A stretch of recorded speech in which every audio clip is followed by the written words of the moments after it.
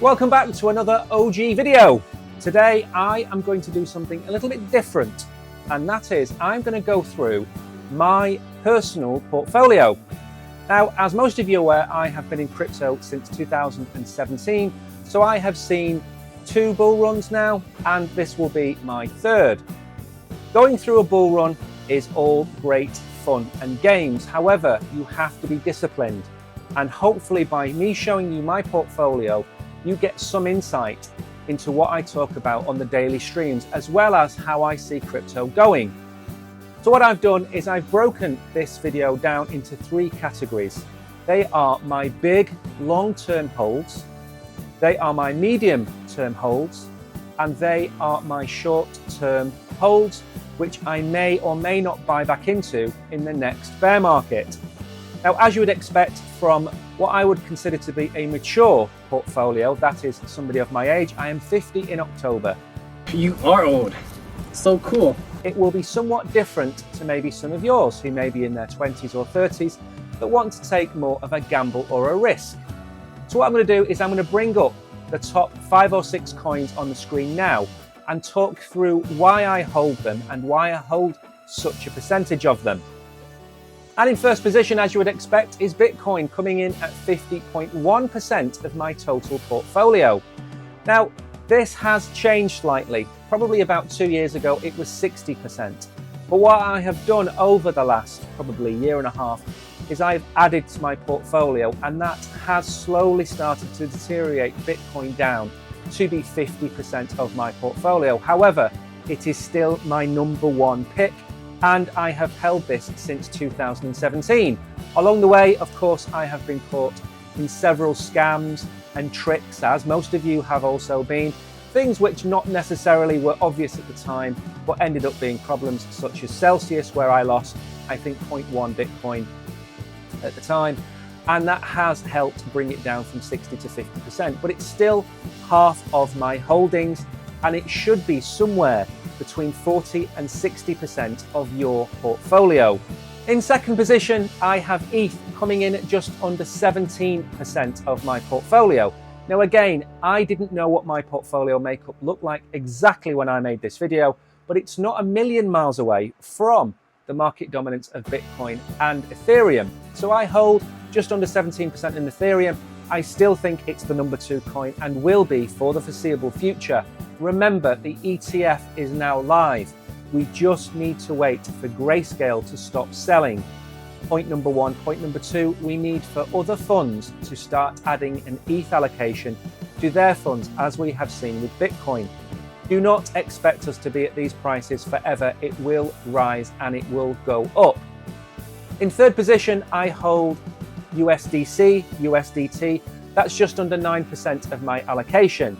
I sit cash on the sides for several things, whether it be Christmas, whether it be birthdays, whether it be to get opportunities in the market. I do sit on some cash. Some people suggest that you sit on 15% cash.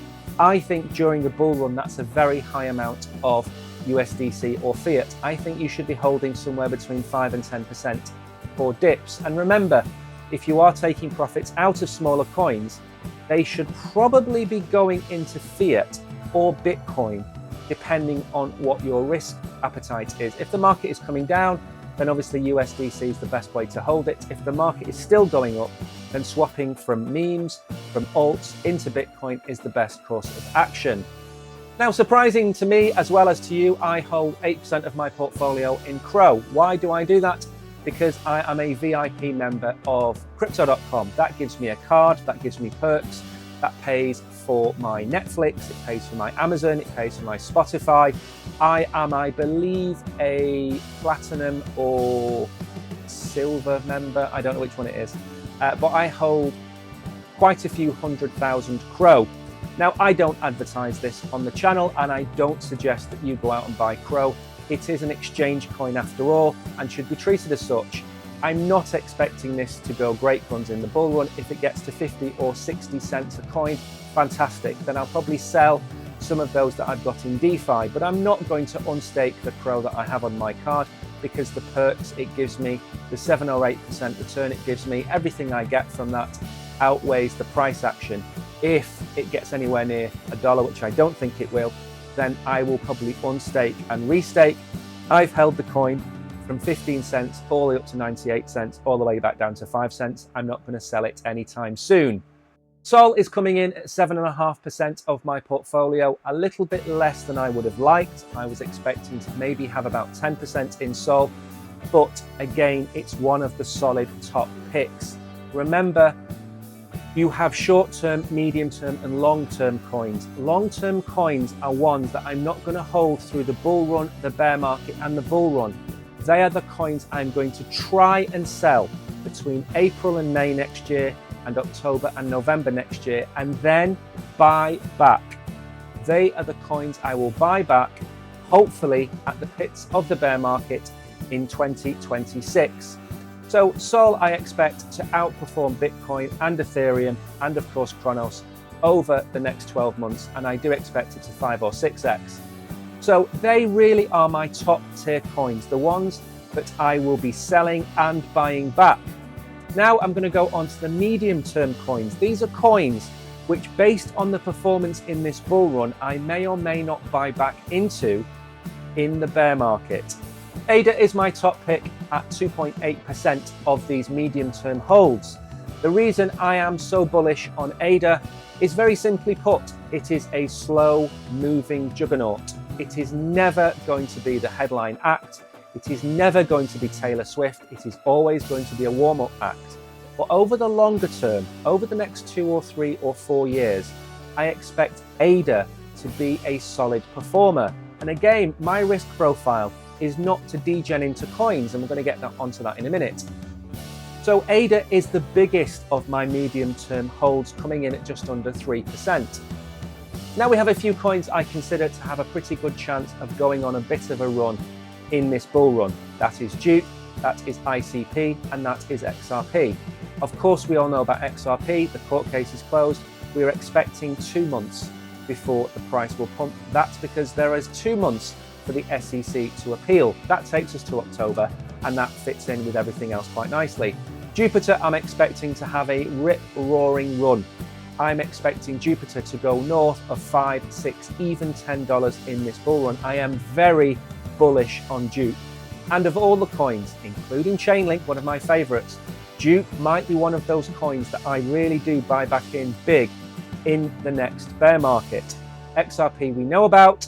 Link, I am likely to sell, but then buy back in. ICP, I do not think I'm going to be holding ICP after this bull run. This is a 2025 bull run pick. After this, I will no longer hold ICP. BNB is in there. BNB is a safe long-term pick. I'm not expecting anything massive from BNB, maybe $1,000, maybe $2,000, but I'm not expecting it to rip up trees. It is the coin of the Binance Smart Chain. It is the coin of Binance. They are the biggest gorilla in the room. Therefore, it is always going to do exceptionally well. In the bear market, we did see it come down to $200, and it has recovered very nicely. And again, I am probably going to hold that from the next bear market onwards. So next up is Matic. I am probably not going to hold this after this bull run. The reason is there's too much competition now. And I know they're building the AG layer. I know they're going to change the token from Matic to POL in the near future. All of these things are going to help the price. I think Optimism and Arbitrum are starting to slowly eat away at Matic. And much as I love the coin, I think they are all becoming much of a muchness, and I think their market share is being eaten away. So I expect a good bull run, $3 to $5 for Matic, and then over. And now we are on to the short-term picks. These are picks which I may flip between now and the end of the bull run, and some of them might surprise you. The first one up is Ondo. I hold a very, very small amount of Ondo. All of these coins I'm going to mention from now on are less than 0.1% of my portfolio. In fact, I think all of these smaller coins coupled together are less than 1% of my portfolio. So when you hear me talk about Near Protocol or Ondo or FET or any of these coins that I'm really bullish on, they are a fraction of my portfolio. They are less than 0.1% in a lot of cases. Ondo is my first one. Believe you me, if we see north of $5 to $10, my Ondo will be sold. With FET, I am aiming for $5. FET or ASI has been the merger of Singularity, FET, And Oceans, it hasn't lived up to expectations because the AI narrative is not in the news. But when it is, NEAR and FET or ASI are going to pump massively. And I hold very small bags of SUI, AVAX, and a little bit of Algo. They make up all the coins I'm going to go through on here because they are really small amounts. As I said, they are 0.1% or less. In some instances, they are 0.05%. That doesn't mean they are bad coins. It means that I have made the decision to hold certain coins in certain amounts. And again, my portfolio does not mean it is going to be the best portfolio. It is a solid portfolio. And if we go to where I expect it to go to, I will get a solid 7-figure sum from this portfolio. And this is very much likely going to be the last bull run that I consider to be where you will make solid gains. I am likely to sell the majority of my portfolio.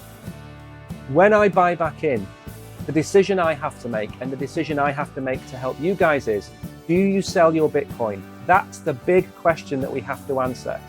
I'm going to make a separate video about DCAing out, and we have talked about doing a special between now and the start of next year on when you should consider selling your tokens.